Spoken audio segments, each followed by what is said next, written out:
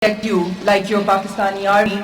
You have nobody, and the Indian and it takes over root school, for God forbid, institution, and your teachers are jailed, hospitals are raided, even the ambulance drivers are shot at. What would you do as students? You know, you cannot even imagine living in this kind of situation even for one day. And this is going on for decades, and especially these last 1.5 months. And hats off to those youngsters, those teenagers, just like you people who are leading the movement right now at the forefront. And little girls, teenagers, 12, 13, 14-year-old girls in uniform with their bags, they come out on the roads and they protest, which has never ever happened in the world's history. That little kids have now taken the command, because our leadership, as you know, it's locked up, either they're house arrested or they're in jails, and especially my husband, who is the top leader of the movement, he is the only one. Girls and boys, I want you to listen to me with a little bit more attention. I know you're getting bored. He is in a death cell. You know what a death cell is? You must be wondering, what is that? You know, what is a death cell? It's literally a cage, 5 by 7 feet only. And Yasin is a tall man. With an open toilet, he is locked up there 24/7. The cage opens just for 10 minutes or so, and they pull him out, like, you know, you take a dog out with a leash, they pull him out and they drag him to walk, and his naturally body is stiff and it's stagnant because it hasn't moved the whole day. And then they push him out, and there are big floodlights. You see these lights up there? They're very high potency lights, but if they're on top of your head, imagine what would go wrong with your eyes. 24/7, day and night. So he's got blood clots right now. This is not history. This is not a storybook.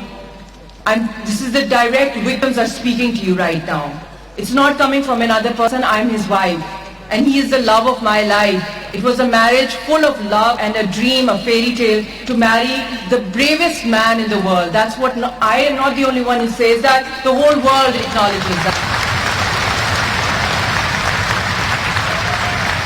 And yesterday, day before yesterday, there was this, you must have watched Imran Khan's interview with this Russian RT journalist, Paula, who's very viral. She took my interview as well. So when she came home, she's like, what was wrong with you, Mishal, that, you know, you got into this hell? It's so tough that, you know, every day there are threats. You people are at the forefront of a freedom struggle. Didn't you have any other dreams? Did you ever want any stability in your life? I was just one amongst you when I was, I think, 15 or 16, back in 2005. I was sitting in the audience and Yasin was reciting a very strong poetry of Faiz Ahmed Faiz. And I narrated this entire episode to that anchor, Paula from RT Russia Today. And I told her that, you know, the moment he started reciting the verses, because you are sitting in the audience, maybe any one of you could get inspired, because I was of your age group at that time. And he was reciting verses, Faiz Ahmed Faiz, during General Pervez Musharraf's peace process at that time. And it was, ये धरती धड़ धड़ धड़केगी, लाजिम है कि हम भी देखेंगे, वो दिन के जिसका वादा है, जो लोहे कलम से लिखा है, ये लाजिम है कि हम भी देखेंगे. And I had no idea what it really meant, but it stirred me. It shook my soul. And then my mother narrated it to me in English, and she tried to, you know, explain that, you know, this is the price that they are paying for freedom, and he has been tortured and everything. I went and I took his autograph. And believe you me, from that day onwards till now, I have no regret in my life. I had many dreams that I wanted to do something or whatever. I left everything behind. I left my destiny totally to God, to Allah Almighty. That Allah, please show me a way how I can help humanity. That was my goal. Because I'm sure your teachers must be telling you, you're going to be a great lawyer, you're going to be a great artist, engineer, follow your passions, your dreams. But believe you me, my only dream was to serve in some way or the other. Not in a very big, massive way. I am an artist, so I don't say things which have vanity in them. and I believe that humbleness is the greatest quality that mankind can ever have. So God listened to me, and I was there at the forefront. I was there in Srinagar. I have seen those protests. I have been attacked, beaten up by the Indian Army. And I don't feel embarrassed about telling that, this happened, or my daughter, my baby daughter was attacked by the armed forces, or how they beat up my husband, they electrocuted him, whatever tortures he went through. Because I have learned a lot from my husband. He keeps saying that the people who are leading any movement, any struggle, they never have to regret, they never have to scream, because there are millions sitting behind us. It's easy for me to just give up or to just sit in a corner and cry. But since I've married a lion, I have to be a lioness. I have to prove it to the world. So,